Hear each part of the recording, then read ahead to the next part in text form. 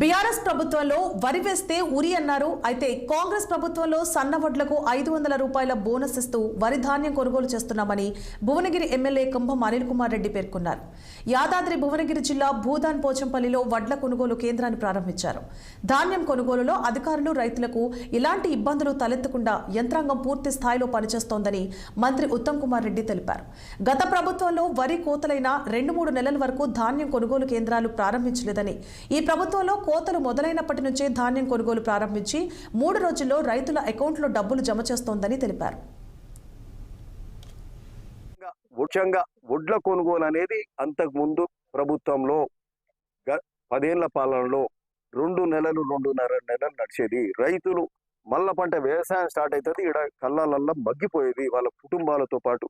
మరి అట్లాంటి పరిస్థితి ఉంటే ఈ రోజు వడ్ల కొనుగోలు పోయిన పంట మీరు చూడండి 15 రోజులలో కొన్నాము, కొని 3వ రోజే వాళ్ళకి డబ్బులు కూడా వాళ్ళ ఖాతాలలో పడ్డాయి.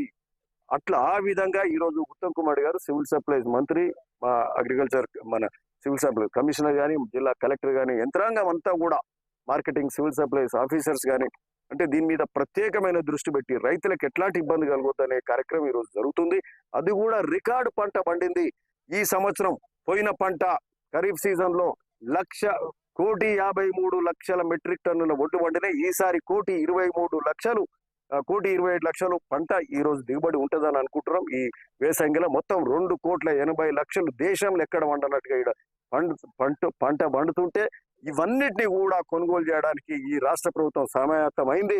కాంగ్రెస్ ప్రభుత్వం రేవంత్ రెడ్డి గారి ఆధ్వర్యంలో రైతు పక్షపాతిగా రైతులకు మేలు చేసే కార్యక్రమం జరుగుతుంది. ఇంతేగాక సన్న బియ్యం కూడా 500 రూపాయలు బోనస్ ఇచ్చే కార్యక్రమం జరుగుతుంది. ముఖ్యంగా వడ్ల కొనుగోలు అనేది అంతకు ముందు ప్రభుత్వంలో